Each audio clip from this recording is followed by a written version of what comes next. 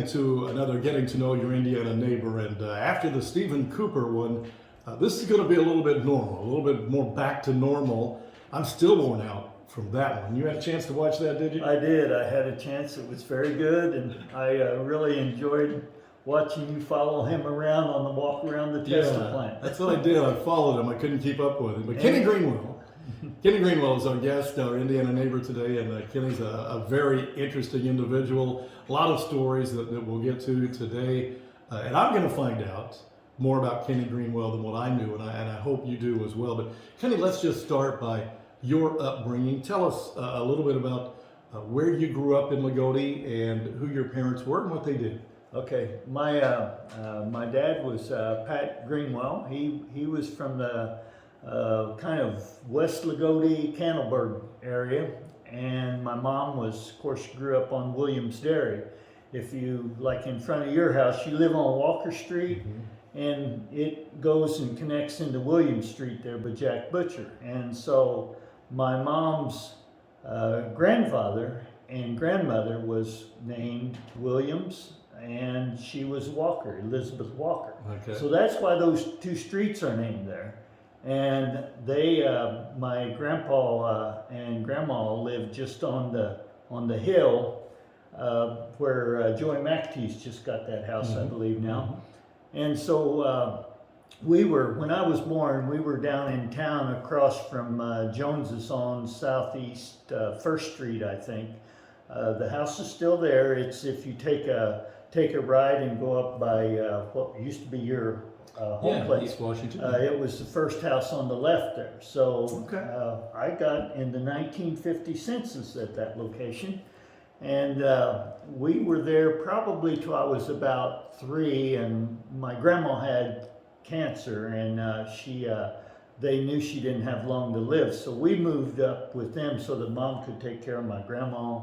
And of course my grandpa was still there. So after grandma died, we ended up staying with grandpa for probably 6 months to a year, and then he had met his second wife and was going to get married. So mom and dad had already built a home just where there's Jack Butcher, Chris and Faye Holland, Lester Page used to live in the next house north, and then the next one was our house. So that's where we lived, and we were right on the farm, which really made it easy going back and forth there at Williams. So at that time, by the way, if you're hearing a little bit different sound quality, it's because my really inexpensive equipment kind of crapped out on me a little bit, so we're just going through the phone, but we're okay, I think. Yeah. So were you, given that location, were you even considered in town? We were actually, our house was half in and half out of the city limits. How do you annex that? That seems like not a problem, but it was a problem when it came to riding the bus. My older sister Carolyn she had some spinal surgery, and so the school board decided, well, it wasn't the school board then, because I think that was, I think school boards had started by that time. Before that, the township trustee used to take care of all the schools in the township. And so then they came in with school boards, but my older sister Carolyn was supposed to be able to ride the bus, but the rest of us kids were supposed to hoof it to school. But mom kind of figured out, anyway, she got it to where we could ride the bus all the time, I guess. And so it was kind of comical that became such a big issue, because there was only, at the time, I guess there was 4 of us. The 2 youngest ones weren't in school yet. And then that went away after a couple of years. They didn't worry about that. But elementary school, was St. John's there at the time? St. John's Elementary, I went there right across from St. John's Church. We had school there, and then I went all 12 years at St. John's. Yeah. And so one of the things that happened, I guess, they were always on to me, because the way I learn is through interaction rather than sitting in class staring at somebody transmitting to me all day long. So I'd kind of, get disinterested in class. So all the nuns always got after me for not paying attention and doing this. But anyway, I made it through school somehow. You did okay. Yes. You did okay. Who are some of the people you ran around with pre-teen years, maybe? For my teen years, Chris Holland ran around with some, Tom Williams and I. Tom was a cousin, so on the farm we worked together because it was my uncle and my dad and my grandpa were all kind of in the Williams dairy business there. And we processed milk and delivered milk around town and stuff, so that's a story in itself. There is the book Memories of a Small Town that I wrote the story in there all about it if anybody wants to read that. I don't know if you've seen it before. So, Memories of a Small Town. That was Marla Williams kind of orchestrated that, and there was several of us. Bernie Lannon's got information in there, John O'Malley, myself, Patty Williams. What kind of pictures we got in here? A few pictures there. There's a few pictures in there, yeah. All right, well, I'll put some of those up, but so where could one get Memories of a Small Town? That's on Amazon. Okay. It's on Amazon. Yeah, Marla Williams, Van Hoy, Patty Williams. Yeah, when that came out, Marla was so excited because she said it just skyrocketed in sales because so many people were involved in writing the story that it shot the sales up a lot. I think I got 10 copies and used them as Christmas gifts that year. What story might you put in there? I had a couple stories in here. They split them up. I did a story on our dairy farm, which it's the Williams dairy business. And then I did some stuff on George Williams, superintendent. He was my godfather. So I lived between two educators, George Williams and Lester Page. So, there you go. You know, that alone, some of that education should have transmitted to me. Yeah. And I also did one on a running tradition in Lagodi, which talks about all the folks I ran with over the years and different people. So that's pretty interesting as well. Mark and Carla Trout helped me out on that, and there was 2 or 3 others around town. So that's quite an interesting story, and now hardly any of us are running, but a lot of us are still walking. Yeah, so you ran around a little bit. Tom Williams, he didn't get you into trouble. Not too much. I usually He seems like a kind of guy, and then I would kind of get away. But our class was very close. We had 33 boys in our class, and so. I would spend time with all of them. I didn't have a dedicated, you might say, friend that I went with all the time. Over at the farm, David Bruner used to come over. He went to the public school, but he came over, and me and him and Tom, we'd go do things around the farm. And of course, all my cousins, they came up to visit Grandma or Grandpa and his second wife, Irene. And so we would, when they came up, we would go play and stuff. And so we did a lot of things. But most of my day was taken up with, we had to milk cows twice a day, and we processed milk. We had to wash bottles because we had glass bottles that we delivered milk in. And so it was quite a process. There was a lot of child labor involved in that. I don't think it hurt any of us. No. And it taught us to be, good workers and stuff. But all my cousins, Uncle Vince had 8 kids, and Mom and Dad, there was 6 of us. So all of us older ones up until 1966 basically participated in some sort of a labor work at the dairy and stuff. But you had to do some fun things. Yes, we did. We had a farm is a lot of fun to be on. You can go out and run around. We had animals. I think I mentioned to the story to you that me and Tom Williams took a Bantam rooster down, and so did the Tom Patterson, which is his store was down here. It was a beauty salon there on Walker Street, right at the end. For 17 cents, and we we bought bubble gum, chewed it before we got home. It was less than a half mile.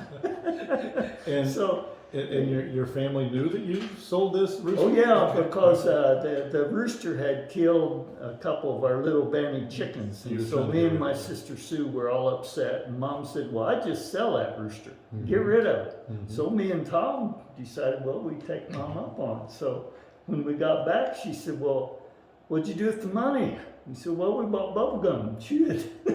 17 cents. I mean, yeah, it was 17 cents. So. What animals did you have on the farm? We had, of course, Grandpa always kept chickens. We had rabbits because we'd butcher rabbits and have, that was a meal once or twice a week, it seemed like. And of course, we had the cattle. We always had a few hogs to grow and have them for butchering. And then my grandpa had a couple pheasants that he kept, and so they were around. I think he got them through some sort of wildlife management or something. So it was basically anything that made money after our spell with the horses. When we were very young, we had work horses and used them before tractors and stuff, and so we did have them. I know Ann Ackerman, when you had the exchange with her, the interview with her, she talked a little bit about Uncle Vince and being able to ride the horses back to the dairy. Well, Stanley Wolf was her neighbor, and they had a horse that they actually we kept the horse up at the farm all the time. So Sue always tells a story about when she was little. She happened to get Texas Moon was the name of the horse, and she happened to decide one day that she could put the saddle on that horse and ride the horse. Well, she did put the saddle on. She climbed up on the cattle trough, got on, but the saddle wasn't strapped onto the horse, so that didn't turn out very well. And I never even knew that story until later on. But I could see her doing that, you might say. And so many of your meals came right there from the farm. Oh yes, they did. We had naturally we went to get vegetables and stuff at the store during the winter and everything. But we had our own potatoes, and Grandpa always had a big garden, and we grew watermelons and stuff. That's another story. Me and Tom got into watermelon patch too early one year, and that didn't work out very well. But so we did a lot of fun things. But it wasn't like, I didn't play any sports or anything until even in high school. I got into doing some running, but that was about it. So high school memories, you're at St. John's, nuns, I mean, there's always memories, right? Oh, certainly. What comes to your mind when you think of your time at St. John's? Mostly the nuns that really taught me something. We had Sister Mary Robert was one, and she taught literature, and she really taught me to love literature, you might say, because of the interaction with the class. And then I had Sister Helen Merriam was very good about encouraging me to do more. When I was in high school, we had what we called the smart class and dumb class, and so I kind of fit. I'm sure that wasn't official. No, that wasn't official, but I kind of fit in between. But we were not allowed to get a grade score of higher than 82% on anything. So I was always pushing that. And one year I almost made the honor roll, but religion class kept me off because I got a 79 in religion, and everything had to be above 80. And so I forget, I think it was might have been Father Dick, and I don't know why I got that 79, but that was the only time I had a chance of making the honor roll. Still burns you, doesn't it? We did.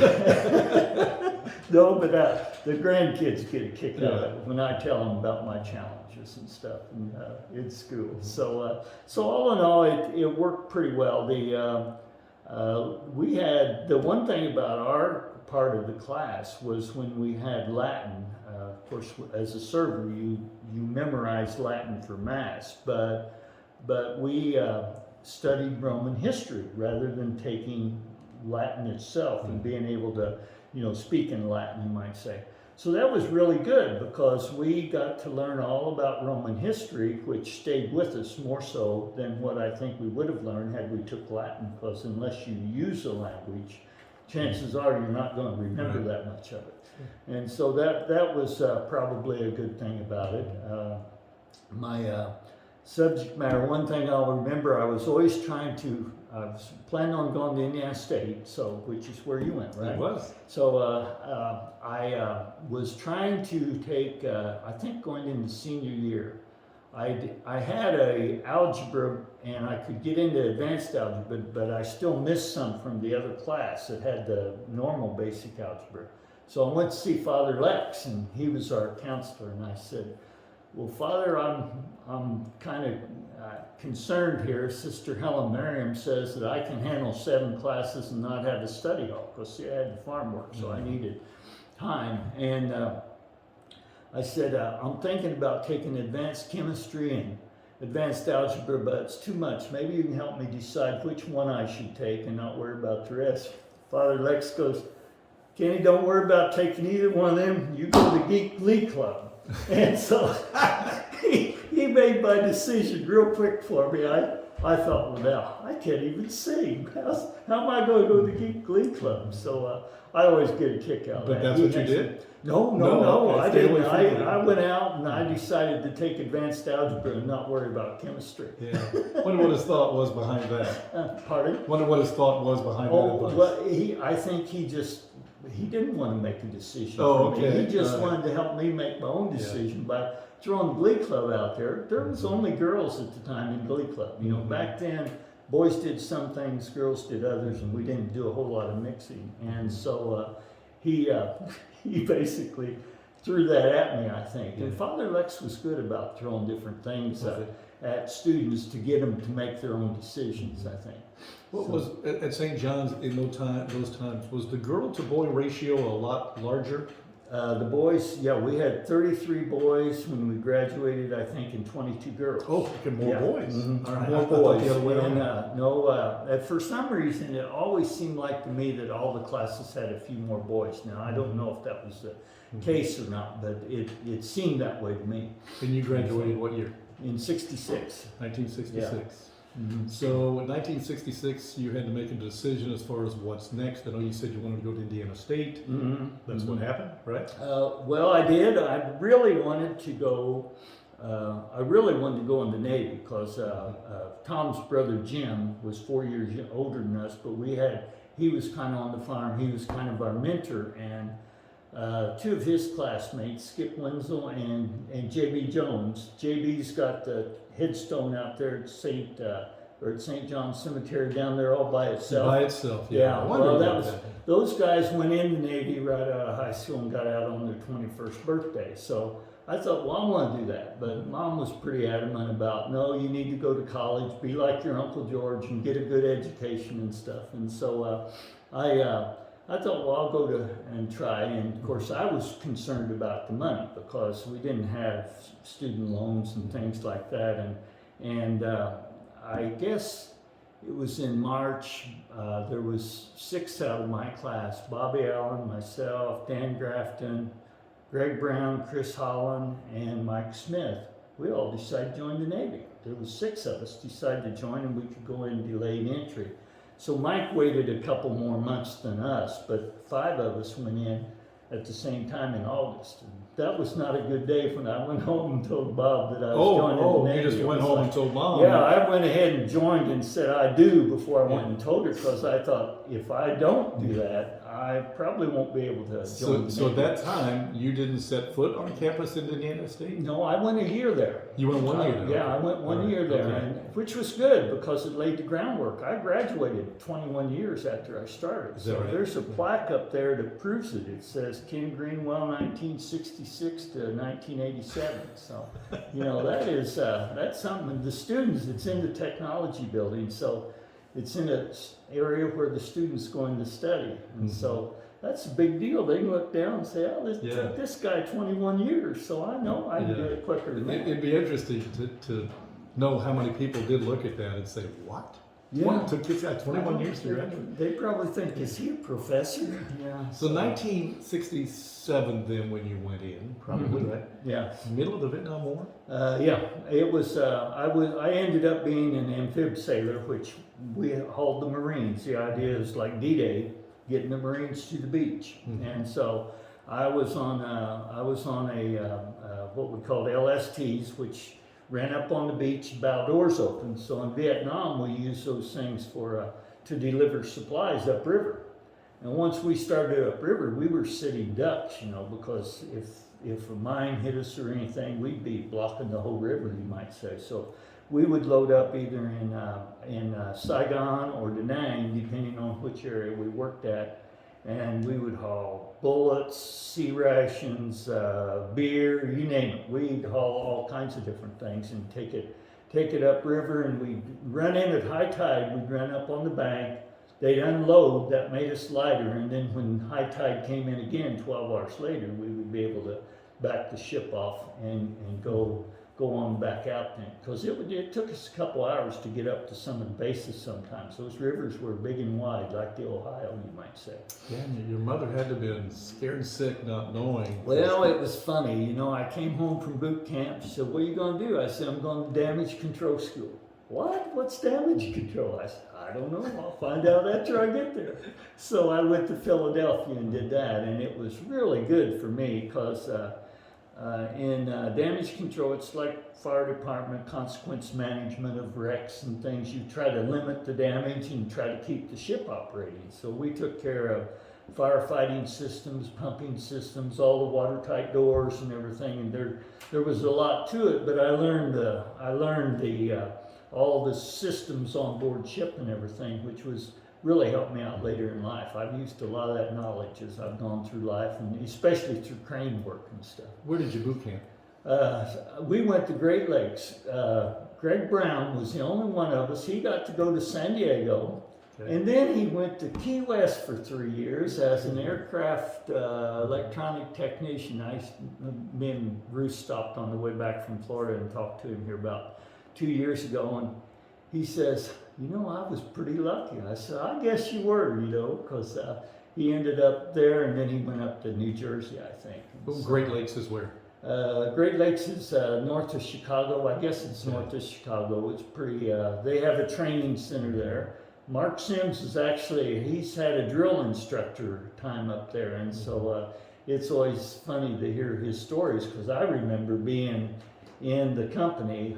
Bob Allen, Dan Grafton, and me were all in the same company, and they put Chris Holland in a separate company, and then Greg was sent to San Diego, and Mike Smith came in later. And so me and Bob and Greg were all there together for the whole 11 weeks, you might say. So. But on occasion in the Navy, you felt like you were in harm's way? Oh, certainly. Yeah. Anytime we were in, you go general quarters on ship, and of course I was down inside the ship, but we had, they manned guns and stuff, and when we were always 4 on 4 off as far as watches, and then you worked your normal work day. So they were always 16-hour days for us when we were in a war zone and stuff. So. The only job I didn't perform very well was we had percussion grenades that if anything was floating down the river, we'd lob a percussion grenade out, and if it was mine or something, it would blow it up prematurely, And so I couldn't throw very far. I didn't have a very good wing on me. So after about 3 days of me being on that watch, the guys said, "Hey, don't put Greenwell out there. He can't throw far." Because we had guys that could throw twice as far as me, you might say. So, but we did have to be pretty careful. We could see a lot of firefights out in front and stuff, but naturally the troops, the Army, Air Force, Marine troops that were at the bases, they really paid a lot of attention, because they knew that if something happened to our ship, we were sunk ducks in the river. Not only that, it would shut down the river as far as blocking it and stuff. So you weren't drafted. You enlisted yourself. Yeah, I figured I probably could have got through college without being drafted, and then got drafted after that, because that happened to some of my classmates, that they got. Mark Trout was one of them. He finished school and he got drafted into the Army right away. And I think Jerry Matthews, he joined the Air Force right away, because he was going in as I was getting out. So you've been to California here recently. Yes. Well, he came out and spent a couple weeks with me out there, and we roamed all over Southern California and stuff. And then the family came out too. Some of the brother Keith and Sue and my sister Carolyn, they came out some while I was in my last year of the Navy, you might say. So at what point did you go to school with Ruth? Did you go to high school? No, she's from Celestine, so she went to Jasper High School. She had a choice of Celestine or Du Bois. So I didn't meet her till after I got out of the Navy. Pardon? Ruth's maiden name? Stimley. Ruth Stimley. Yeah, there's quite a few Stimleys down around Celestine and stuff. It's one of them good German names. So you didn't meet her until after you got out of service? Right, okay. yeah. I want to get to that, okay? Yeah, okay, that'd be fine, yeah. The Navy, what else in the Navy that you might tell that might be of interest that?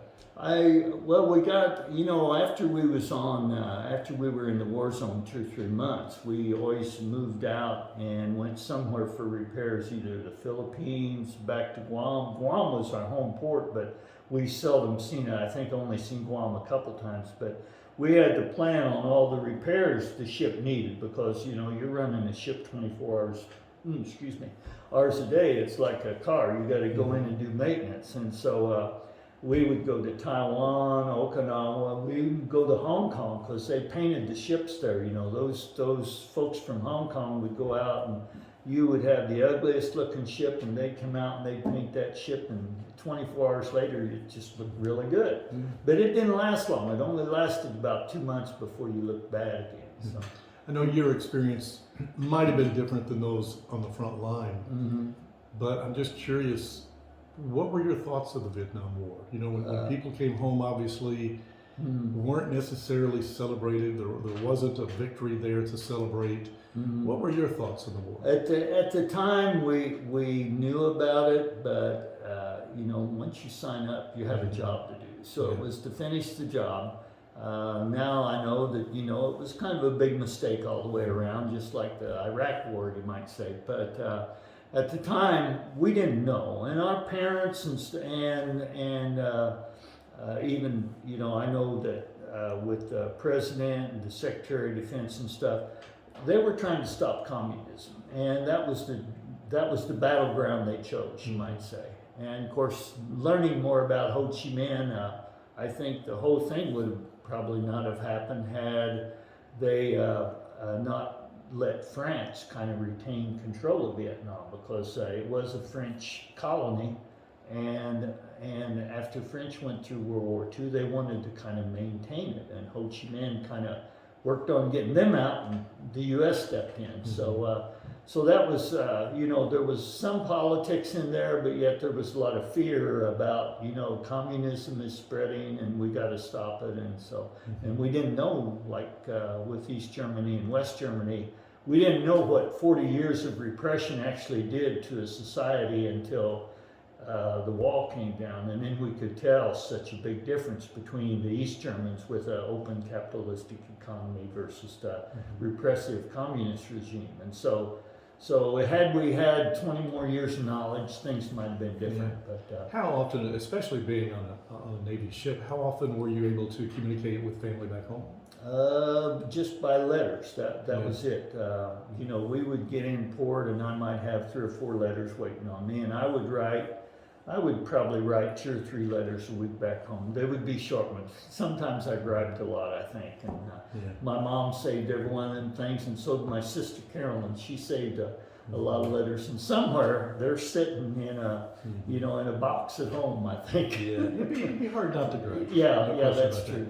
Yeah. However, that decision to leave Indiana State and go into the Navy really set the tone for the rest of your life. Oh, it did. In many ways. Very much so. My, that was quite an experience, because when I went to Crane, then I knew a lot about what we called depot repair of equipment and stuff. And so the first 9 years I worked on scales and measuring instruments, cable stress indicators and stuff. And so I really did enjoy that work. And then I got out to where I was supporting the ships and submarines, and I already knew about a lot. Whereas I knew my way around on ships, and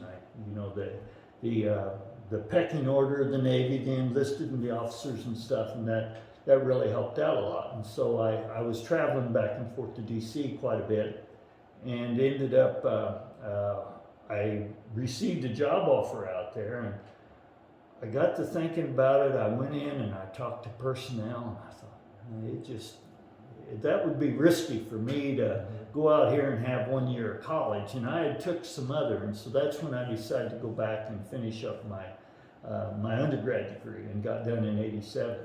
And so, and of course, Ruth was going social work degree at the same time. So while we were married, we both ended up. She was going for a social work degree at the same time. Okay. So we were, between kids and night school and all that, we were pretty busy there. Trying to make it work.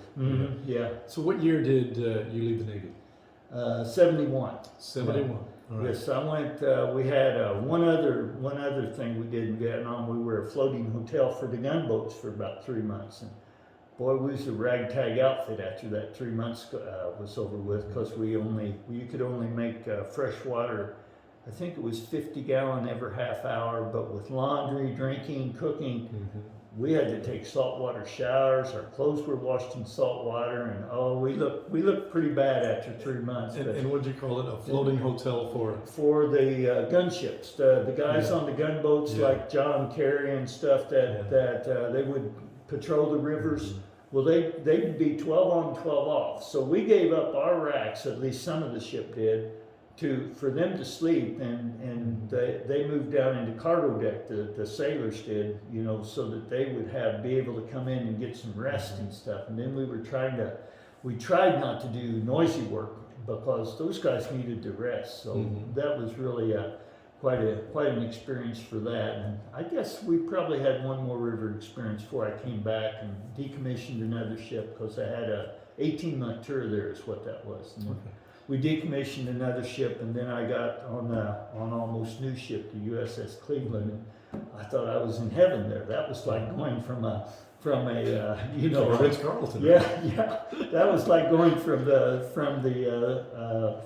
ghetto to the Taj Mahal, you might say. So that was really nice. That's when I really got a lot of enjoyment out of the Navy, you might say. So you get out in 1971, and I happen to know that you celebrated your 50th anniversary recently. So that would have 1972. So somewhere between there, you had to meet Ruth. Yes, I met her in, I think it was late August after I got out. I got out in May. I got out 3 months early, because that's when they were trying to reduce numbers, because the Vietnam War was slowing down. And so I got out 3 months early. Me and a buddy on the ship, we were driving back across the states. So Keith and my brother Keith and sister Sue came out, and we drove back across together. And it was that same trip that we went to the Westerner one night, and Sue met my brother-in-law Eddie David, and they ended up getting married 3 or 4 months later. The Westerner is what? It was the dance hall for we called it kind of the Westpac Widow Hangout, because a lot of the single gals would come, because they had dances, and how the gals like to dance in circles and different things. And so that was kind of a dance hall that I knew they'd like to go to. And Where was that located? It was in National City. It's no longer there, but City, in San Diego, California. Yeah, San Diego, and it was they had 32nd Street Naval Station, which is still there. But if you came out of Gate 9 or something, you only had to walk 2 or 3 blocks, and they had 3 pubs on 3 corners, and then the 4th one was Westerner, and that's where my sister met her husband at. Her and Eddie got married, and of course they celebrated their 50th last October. So it was quite interesting. We always tease them about. I think when my sister Sue came home, said, "We're going to get married because he's going to go over for a Vietnam tour, and we want to make sure that we get the benefit of being married and stuff." And my mom, she was like, "Oh my God, I've just met that boy." But anyway, it all worked out very well. 50 years later. She liked the families and stuff, and that was nice that it worked out so well. So oftentimes when a Du Bois County woman and a Martin County guy get married, they met at the Rustic. That's not really? We met at the How about Rustic. that? In fact, they met there. I was thinking my mom and dad met at the Rustic, but then my mom said one time that they met out the skating ring out by the city park. Your dad must have met somebody else at the Rustic. And I did know that. she had got her skate caught in the fence or something. He helped her out. So I'm not for sure if they did or not, but there was a lot of us met at the Rustic. Isn't that amazing? Yeah, and Ruth was my second choice, I always tell her. Now, There was 10 girls dancing in a circle. That was said. I thought, when that's over with, I'm going to ask every one of those girls to dance until one of them dances with me. So the first one was Donna Hoaxang down there, and she turned me down. Ruth was the second one. So I always teased her. So if Donna Hoaxang would have said yes, your life might be completely. It could be completely different. I might never have met Ruth, but So she said no. So the girls are in a circle at the Rustic, and you're sitting back like a wallflower, like guys do, right? Mm-hmm. Oh yes, yeah. But in your mind, you're thinking, as guys do, I'm going to ask them to dance, and that's what you did. Yeah, I just kind of stood out on the edge, and I knew where they were sitting, so they all had to walk by me, and I thought, well, I'll just ask every one of them, you know. So do you remember what you danced to? What song? No, I don't. She probably does. Remember what the band was? No, I don't. Okay. I just, I didn't remember the names of hardly any bands that played at Calumet or Rustic. I just, I was there for a good time and exchange conversation and all that. And So from there, that dance, what was the next step from there? Did you get phone numbers, or did you just leave for a while? No, we met there the next week, and then after that we started dating. Okay. Yeah, so Very good. So then it was the following August we got married and stuff. So What was the proposal? Anything memorable? yes, Yeah. because she was rattling on all night long, and I was wanting to propose, and I Were you don't know nervous? what she was talking about. But anyway, I had to wait for like 2 hours before I could even ask the question. I thought, it's like, oh my God, is this ever going to happen? Were you nervous? Not really, I don't think. At that time, you were close enough that you pretty well knew she would say yes. Yeah. And she, Mom and Dad liked her real well. We had went out with them on I think it was their 30th wedding anniversary in November, and we already knew we were talking about getting engaged and stuff. So. Okay. Well, congratulations on 50 years. Thank you. It goes by Thank fast. you. doesn't Yeah, it? it does. It goes by very fast. Yeah, And it's certainly. not near as infrequent as it used to be, but it is nice to meet that point. I can still remember my grandma and grandpa when they had their 50th, and he could hardly get around, and Dad was not in very good health when they had their Right. 50th. So I feel very fortunate Yeah. to still be in Well, you health kept in pretty today. good shape. Yeah.